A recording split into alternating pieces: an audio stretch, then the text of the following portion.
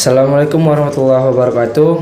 Kembali lagi di Ruang Cakrawala Official bersama saya Muhammad Raffi Razak. Nah, pada kali ini kita akan membahas tentang sebuah buku, ya. Nah, dan saya di sini tidak sendirian, tapi ditemani oleh narasumbernya langsung, ya. Jadi, Kak boleh perkenalan, Kak? Oke, hai, apa tadi ruang Cakrawala ya? Iya, Kak, Hai, Ruang Cakrawala Official. Perkenalkan, nama saya Justika Wahyuni Purba. Kali ini diundang karena sudah menerbitkan satu buku yang berjudul Osta. Jadi, Kak, selain ini Kakak mahasiswa ya, Kak? Yes, Ya. mahasiswa. Jadi, apa kesibukan Kakak selama ini, Kak? Kesibukannya organisasi. Jadi mahasiswa yang baik karena udah lagi ngurus skripsi kan. Jadi mahasiswa akhir yang baik lah. Mahasiswa capek nih, Kak, ya? Capek banget. Jadi, Kak, kira-kira udah berapa lama Kakak menekuni dalam hal dunia menulis ini, Kak? Dari kecil ya udah suka nulis sih. Tapi dulu nulisnya dari ada kertas kosong nulis apa yang terpikirkan nulis gitu kan. Ada tisu lagi marah pun nulis gitu. Tapi kalau benar-benar berfokus buat buku dan segala macamnya itu dari 2017. Dari 2017 ya, Kak? Udah lama ya, Kak? Iya benar. Jadi, Kak, selama Kakak sudah menekuni dunia menulis nih, Kak, ya? Jadi berapa buku lah yang sudah mungkin Kakak tulis terus sudah Kakak terbitkan gitu? Oke.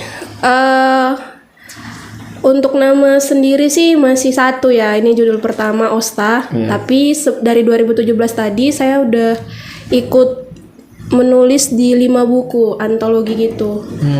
Jadi tahun terakhir sebelum buku ini juga atas nama saya dan kawan-kawan. Sebelumnya kan cuma sebagai penulis nih. Nah, untuk benar-benar ada nama saya, tahun lalu juga buat Story of a Cup. A Cup of Story. Cup of Story, Kak. Itu sudah sudah diterbitkan gitu? Sudah.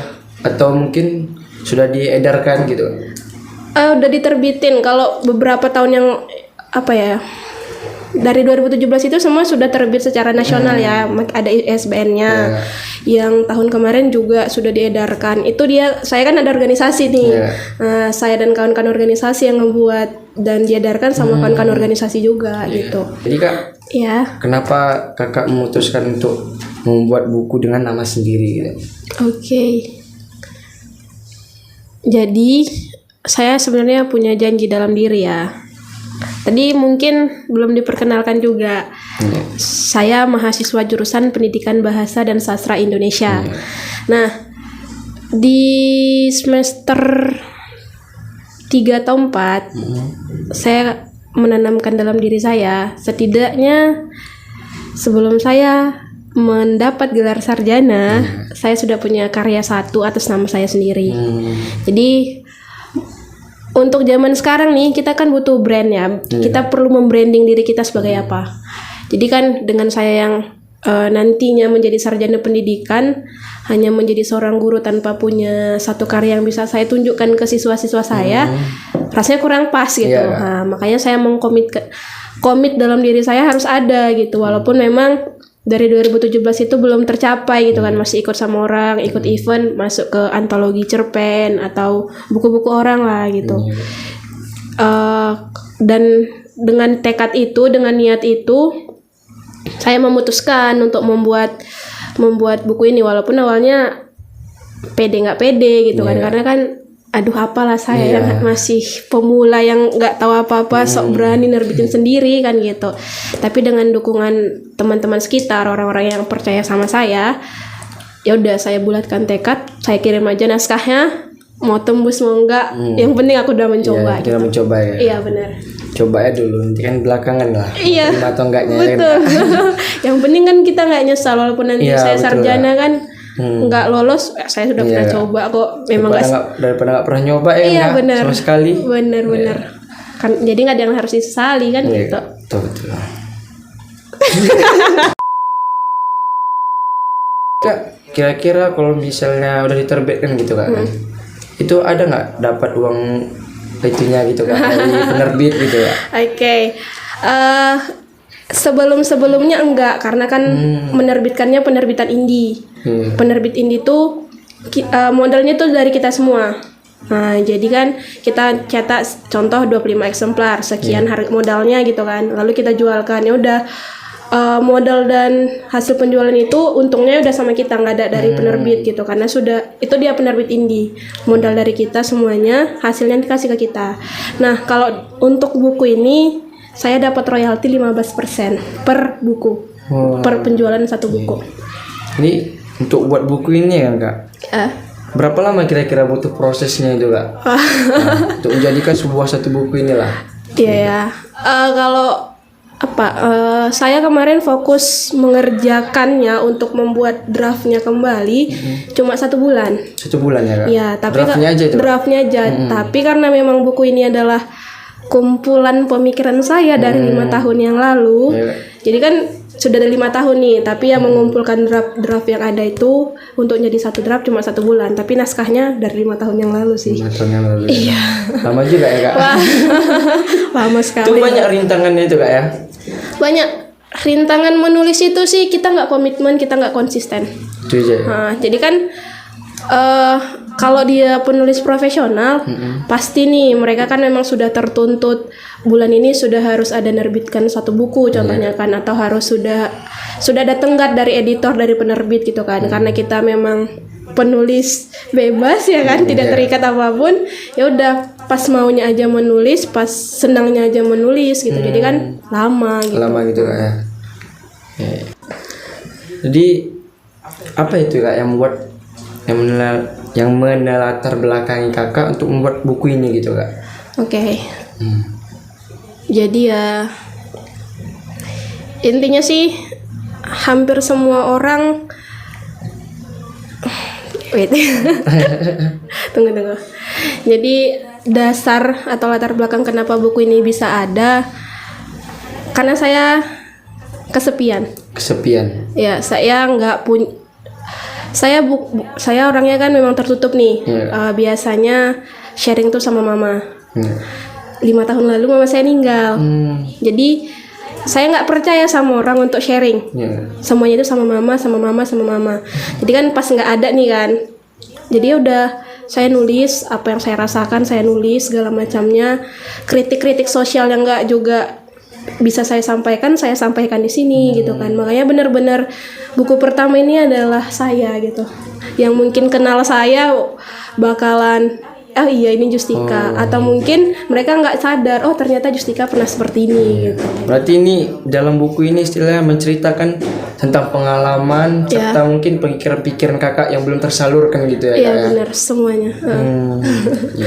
Rasa sayang, rasa kecewa, marah, semuanya di situ. Iya Kak. Makanya Kak, kenapa sih harus memilih Osta gitu Kak? Nah, apa sih arti Osta ini sebenarnya Kak? Wah, jadi Osta itu diambil dari bahasa Sanskerta ya, artinya bibir. Jadi kan dalam kondisi 5 tahun terakhir saya ini bibir saya terbungkam. Saya nggak bisa sharing sama siapapun gitu kan. Mau sharing sama walaupun dia sudah saya sebut teman dekat gitu, saya tidak bisa sharing seperti saya biasa sharing sama mama. Jadi kan terhitung terbungkam nih bibirnya. Jadi saya berharap tulisan yang muncul di kepala saya yang saya tuangkan dalam Osta itu terbuka semuanya gitu. Jadi sebagai ruang perantara atau mungkin sebagai ruang pengakuan ya. Buku ini kayak ruang pengakuan saya. Hey, ini aku loh gitu. Mungkin yang kalian anggap tegar, saya punya waktu, punya ruang untuk tidak baik-baik saja gitu. Butuh perjuangan kali ya Kak. Buku ini ya kan Kak. Benar. Jadi setelah diterbitkan gini ya kan Kak. Jadi gimana perasaan Kakak itu? Senang kah atau gimana? Waktu dapat kabar berhasil nih lolos gitu kan naskahnya untuk diterbitkan, biasa aja ya. Karena mungkin udah pernah terbit sebelumnya ya kan Kak. Bisa jadi ya. Tapi saya merasa kayak antusias. Setelah bukunya saya pegang. Jadi kayak wah gitu. Iya benar. Ini ternyata iya betul sekali, ini ternyata karya saya gitu kan.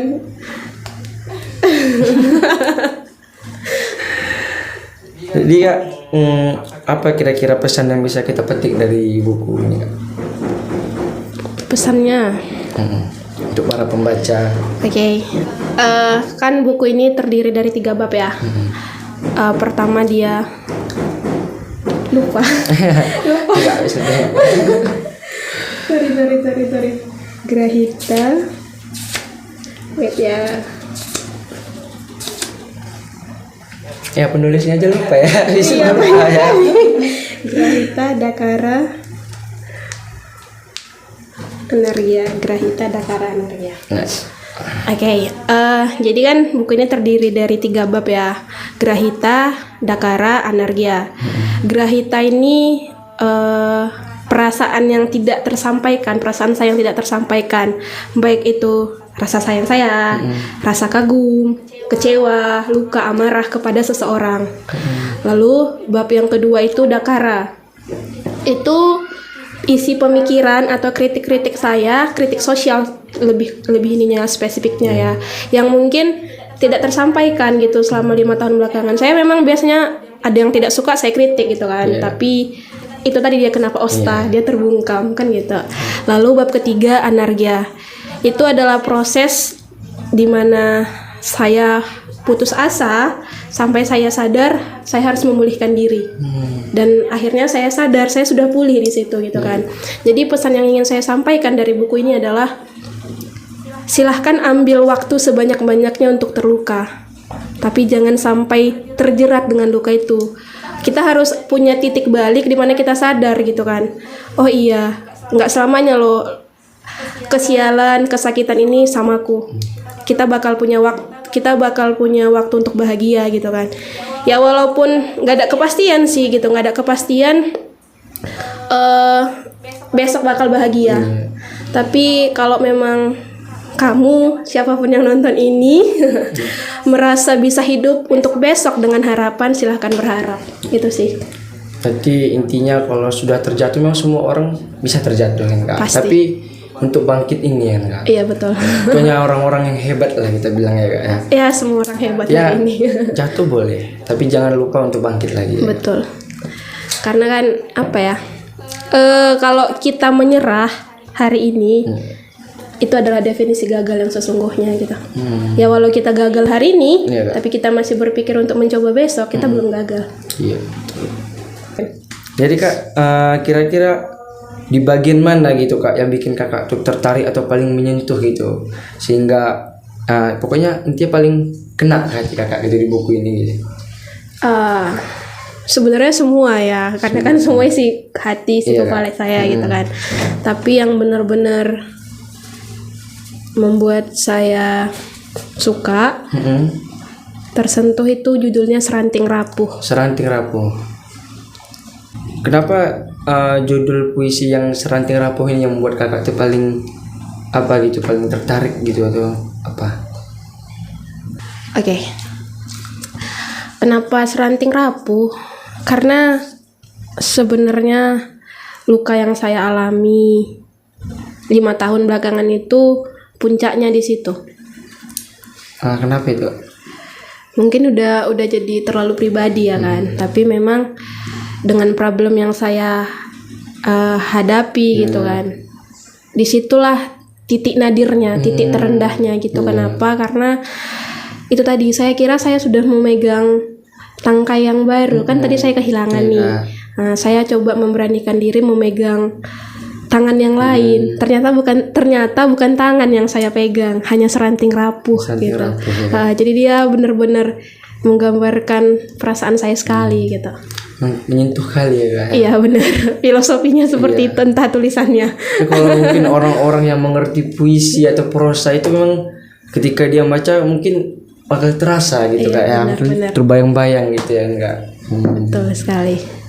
Nggak mesti harus paham puisi atau prosa ya. Tapi kadang ada kata-kata yang mungkin relate sama perasaan kita bakal nyentuh itu.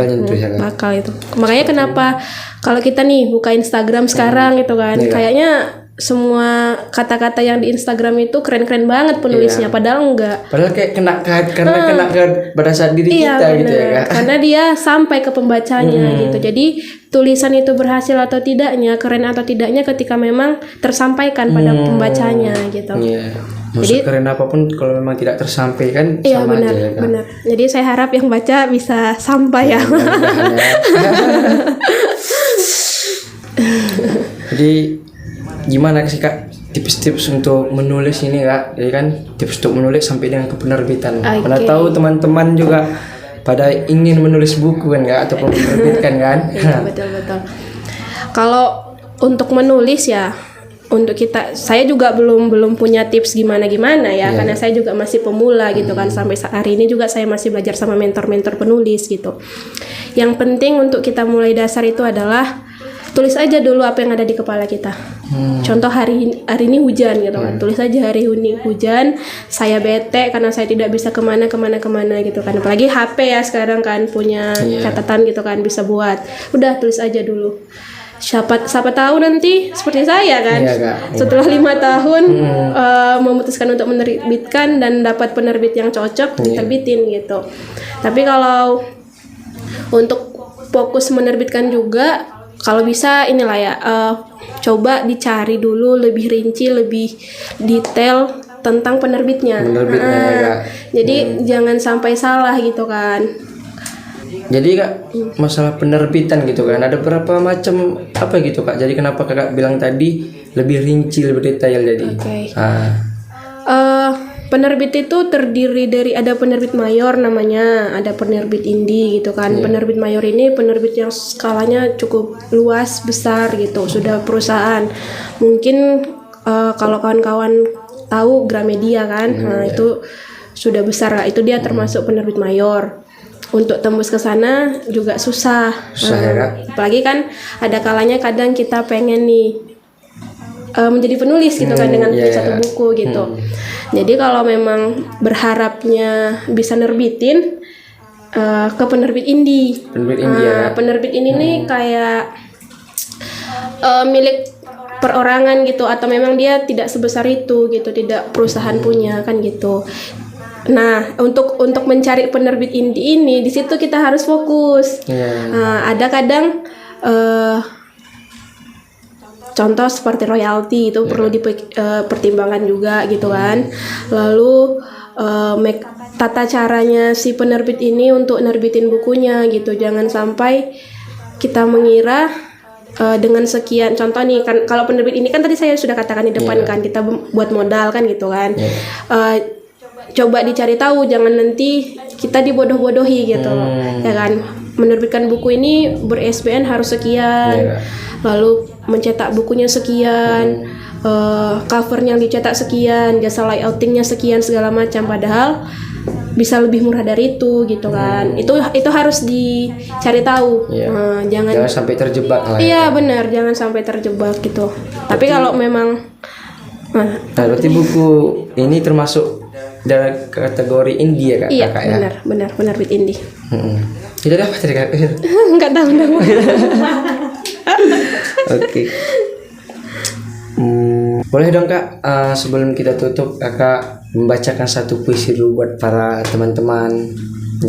Oke, terima kasih kesempatannya. Puisi yang akan saya bacakan ini adalah mungkin perasaan anak zaman sekarang ya, apalagi yang kena COVID, teman-teman yang sekarang lagi memasuki usia 20-an, yang mulai kehilangan banyak teman, mulai mempertanyakan eksistensi dirinya untuk apa, ya kan? Iya Kak, betul ya. Malamnya terasa sunyi tapi kepalanya berisik. Ini untuk kalian. Semoga kuatku menginspirasi. Butuh beberapa waktu hingga akhirnya aku sampai pada halaman ini. Melewati masa yang begitu menyesakkan untuk dapati makna lara sebagai pembelajaran. Kepada siapapun kalian yang membaca ini, jangan menyerah. Kau kuat dari yang kau terka. Saat keadaan tak berpihak padamu, tapi kau tetap ikhlas, itulah kuat. Terima kasih memilih untuk tetap bertahan. Fokuslah pada hidupmu, pulihkan hatimu pada apa yang kamu suka, terima keadaan tanpa membenci kenyataan. Kesabaran adalah permulaan kesembuhan. Seberat apapun hidupmu, seburuk apapun kamu memandang dirimu sendiri, kamu cuma perlu bangun di hari berikutnya lagi. Maka kau akan tetap ada di sana dan masih di sana sampai kau kembali utuh seperti yang seharusnya. Oke, semangat. Ya. Itu kali puisinya nih Kak. Apalagi dengan notabene anak-anak yang perantauan gitu, yang kos ya kan. Jadi terkadang mereka itu kayak ya seperti Kak bilang tadi ya kan, kadang-kadang malam mikir sendiri gitu ya kan, merenung. Betul. Kadang ingat-ingat orang tua gitu ya Kak. Rasanya jadi beban keluarga. Iya. Oke Kak, mungkin sampai inilah ya kan Kak. Jadi mungkin yang terakhir, kira-kira di mana kita bisa dapatkan buku ini tuh Kak? Gitu ya. Pesan melalui saya bisa. Bisa Kak melalui Kakak sendiri ya. Iya, Nah, benar. mungkin nanti Kak, apa kasih kontak gitu gimana sih kalau mau menghubungi Kak? Iya ya, benar-benar. Bisa dicek di Shopee, Tokopedia, Bukalapak. Cari aja tokonya Guipedia. Guipedia ya. Nah, nanti di kolom Guipedia itu ketik namanya Osta, pasti muncul buku saya. Jadi silahkan dibeli teman-teman. Terima kasih banyak ya Kak. Jadi buat teman-teman yang ingin membeli buku atau penasaran sih apa sih dengan isinya gitu ya kan, bisa langsung pesan yang seperti yang dibilang oleh penulisnya gitu ya. Nah, mungkin sampai sekian lah bincang-bincang kita Kak ya pada sore ini. Mungkin nanti kalau ada lagi waktu lebih lanjut kita lanjutkan lagi ya. Siap. Jadi sekian dari kami dari Ruang Cakrawala Official. Jangan lupa subscribe channel YouTube-nya Ruang Cakra Official, like dan tonton videonya.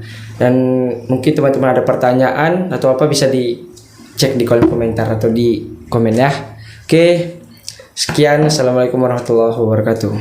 Oke, assalamualaikum warahmatullahi wabarakatuh.